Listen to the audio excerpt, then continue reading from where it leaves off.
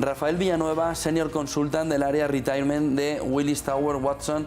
Bienvenido, Rafael, buenos días. Buenos días, muchas gracias. ¿Cómo afectaría a las pensiones ampliar ese cálculo de 35 años según el Observatorio de las Pensiones de Willis Towers Watson?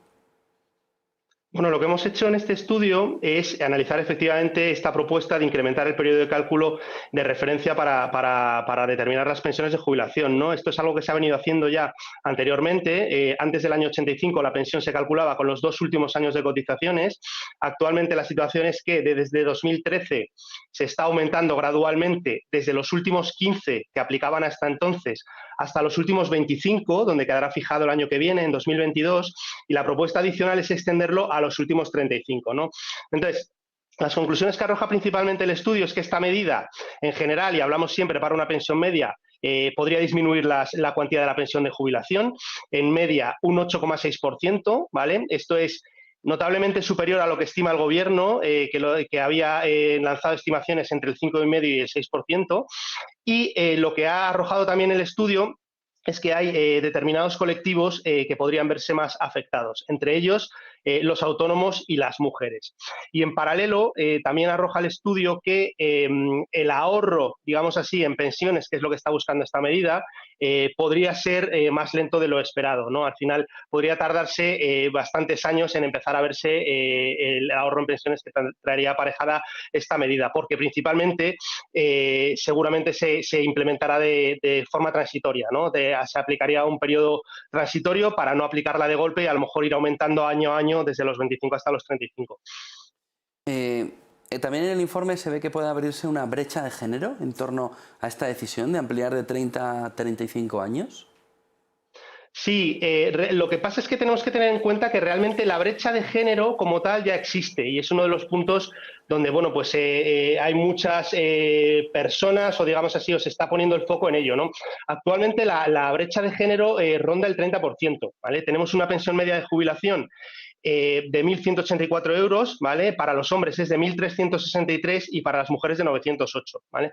¿A qué se debe esta brecha de género? Pues fundamentalmente a las carreras de cotización. Las mujeres, por cuestiones fundamentalmente ligadas a la maternidad, tienen carreras de cotización en media más cortas y esto, lógicamente, afecta a la pensión de jubilación, ¿no? Entonces, como digo, la brecha ya existe y lo que arroja este estudio es que esta medida de incrementar el periodo de cálculo de 25 a 35 años lo que puede hacer es aumentar esta brecha, ¿vale? De hecho, el impacto que tendría en el caso de las pensiones de los hombres sería de un descenso del 7,9% de la pensión y de las mujeres del 10,3%, ¿vale? Entonces, en resumen, la brecha de género ya existe, hay que aplicar, lógicamente, medidas para paliarlas, pero esta medida puede profundizar en esta brecha, ¿no?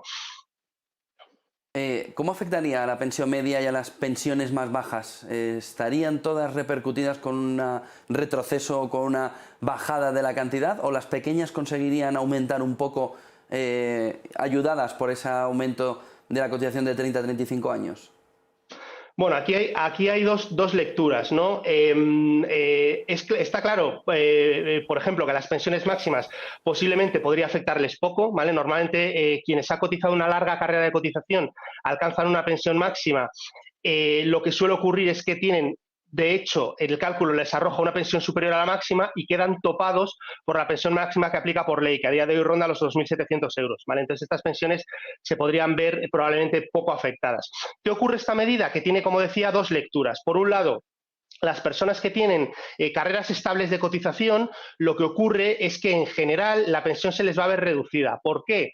Pues porque se les está ampliando el periodo de cálculo de la pensión de los últimos 25 a los últimos 35 años. Es decir, que en el cómputo van a entrar años de cotización de la vida laboral cuando uno era más joven, donde normalmente, ¿vale?, se cotiza por bases menores. Entonces, esto lo que hace es disminuir el cálculo de la pensión, ¿vale? Este 8,7% aproximadamente que arroja el estudio. ¿Qué ocurre? Que hay otro colectivo que se ve beneficiado por esta medida y son aquellos trabajadores que se ven expulsados del mercado laboral, digamos que a los 50 y tantos años y tienen dificultades para reinsertarse en el mercado laboral. ¿Por qué se ven estos trabajadores beneficiados? Porque al final los últimos años de carrera no cotizan o cotizan por bases muy bajas y realmente al ampliar el periodo de cálculo les cogen cotizaciones de años anteriores donde aunque por bases un poco menores sí que han cotizado, con lo cual digamos que la medida tiene dos lecturas, ¿no? Una, por un lado, el trabajador de carrera estable y larga que sí que probablemente viera algo disminuida su pensión y estos trabajadores sí que verían mejorada su pensión, me refiero a estos trabajadores, como decía, que han visto truncada su carrera laboral en los años previos a la jubilación. ¿Qué pasará con los autónomos? ¿Cómo les afectaría una medida de este tipo? Bueno, los autónomos realmente son un colectivo ciertamente penalizado ante la jubilación por diferentes razones. Por un lado, el régimen de cotización de los autónomos es más estricto a la hora de calcular la pensión de jubilación. Lo que ocurre con los autónomos es que no tiene una fórmula de integración de lagunas de cotización como se ocurre con los asalariados, es decir, los periodos que no han cotizado computan por base cero para el cálculo y esto penaliza notablemente la jubilación, ¿vale? En el caso de los asalariados hay una fórmula de integración que suaviza esta penalización y por otro lado lo que ocurre con los autónomos es que como tienen libertad de elección de base de cotización tienden a cotizar por la base mínima y además cuanto más lejos están de la jubilación más incentivo tienen a cotizar por la base mínima, con lo cual al ampliar este periodo de cálculo y cogerle años más alejados de la jubilación, lo que ocurre es que el cálculo de la pensión pues, se ve más penalizado por estas dos razones.